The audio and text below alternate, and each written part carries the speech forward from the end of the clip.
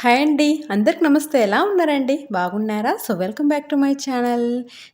మీలో ఎవరన్నా first time మన ఛానల్ విజిట్ చేస్తున్నారా?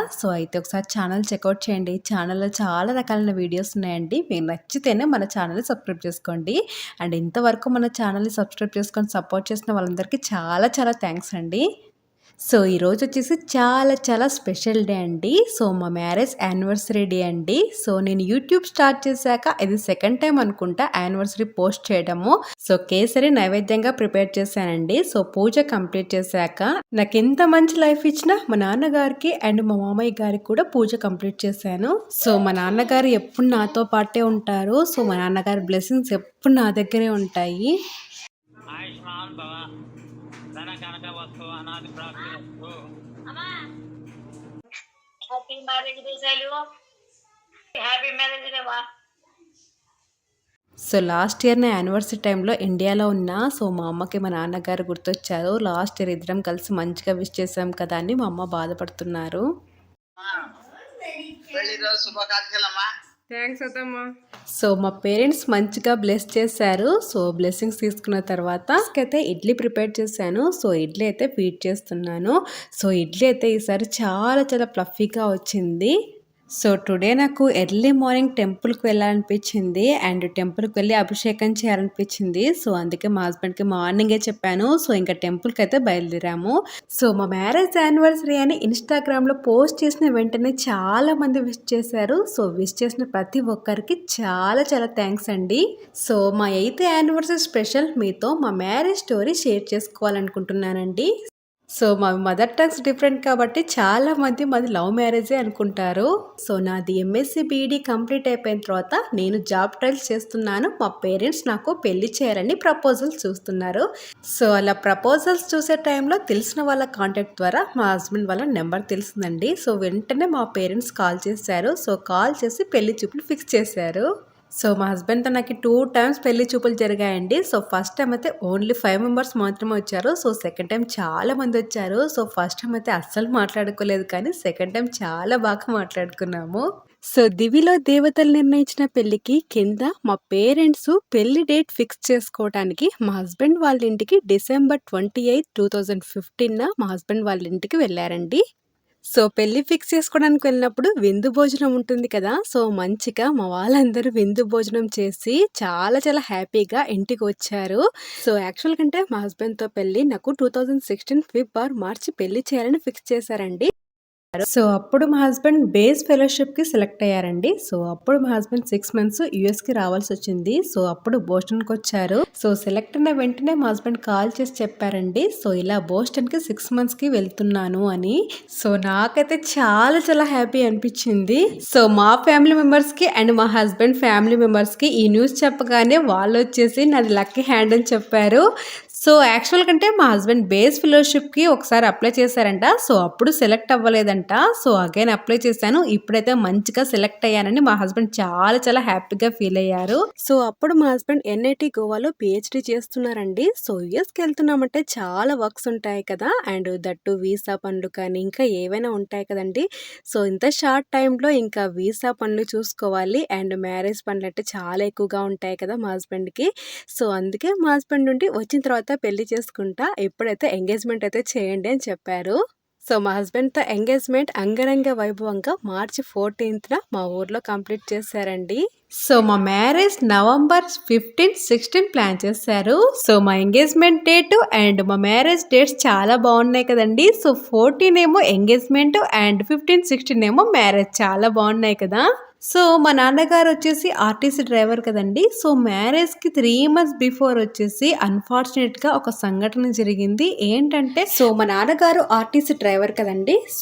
ఏం జరిగిందంటే డ్రైవింగ్ చేసేటప్పుడు పక్కనే ఇంజిన్ ఉంటుంది కదా. ఆ ఇంజిన్ వచ్చేసి లీక్ అయిపోయి ఆయిల్ వచ్చేసి స్పిల్ అయిపోయి మా నాన్నగారి ఐస్లో పడింది. మా నాన్నగారు వచ్చేసి దాన్ని పెద్దగా పట్టించుకోలేదు. డ్యూటీ కంప్లీట్ చేసుకుని ఇంటికి వచ్చారు. ఇంటికి వచ్చాక నాకు ఐ చూపించారు. నేను ఏమో అయినట్లుంది నాన్న అని చెప్పాను. సో ఐలో ఏదో డస్ట్ ఉంది నాన్న అని చెప్పి కొంచెం రిమూవ్ చేశాను. సో నెక్స్ట్ డే మా నాన్నగారి ఐ వచ్చేసి స్వెల్లింగ్ వచ్చింది అండ్ పెయిన్ ఉందని చెప్పారు. ఐ కూడా సరిగా కనిపించట్లేదు అని చెప్పారు. సో మేము వెంటనే హాస్పిటల్కి అయితే వెళ్ళామండి. సో హాస్పిటల్కి వెళ్ళాక మా నాన్నగారికి ఐ వచ్చేసి ఆపరేషన్ చేశారు. సో ఐకి ఆపరేషన్ అయిపోయిన తర్వాత మా నాన్నగారు మెడిసిన్ యూస్ చేసేవారు. సో ఆ మెడిసిన్లో వచ్చేసి డ్రగ్స్ ఉండేదంట.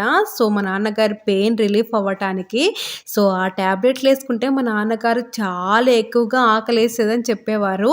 సో మా నాన్నగారికి అగైన్ అయితే ఆపరేషన్ జరిగింది. సో ఎందుకంటే మా నాన్నగారు ఐ వచ్చేసి కొంచెం చీమ్ పట్టింది. సో ఆ చీమ్ వల్ల అగైన్ ఆపరేషన్ జరిగింది. సో ఆపరేషన్ టైంలో అయితే మా నాన్నగారు ఐసీయూలో ఉన్నారు. చాలా పెద్ద ఆపరేషన్ అయిపోయింది. సో మ్యారేజ్కి 3 days బిఫోర్ మా నాన్నగారు ఆపరేషన్ కంప్లీట్ చేసుకొని ఇంటికి వచ్చారు.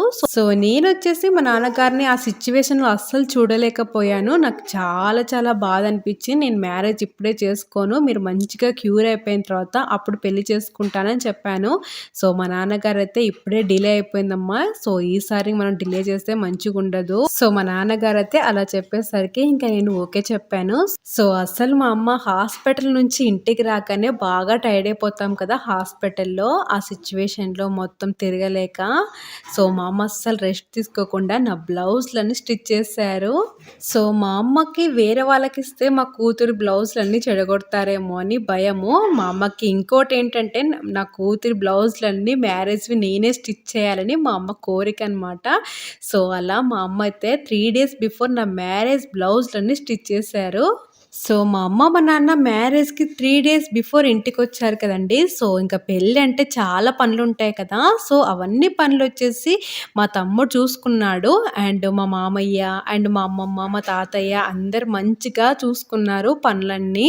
సో అలా నా మ్యారేజ్లో ఎటువంటి లోటు లేకుండా చాలా మంచిగా నా మ్యారేజ్ అయితే కంప్లీట్ చేశారు. సో November 16th మా మ్యారేజ్ మా ఊర్లోనే కంప్లీట్ అయిపోయింది. సో ఇది నా మ్యారేజ్ స్టోరీ. సో మ్యారేజ్ అయిపోయిన తర్వాత మేము గోవాకి వెళ్ళాము. సో మా హస్బెండ్ అప్పుడు పిహెచ్డి చేస్తున్నారు NIT గోవాలో.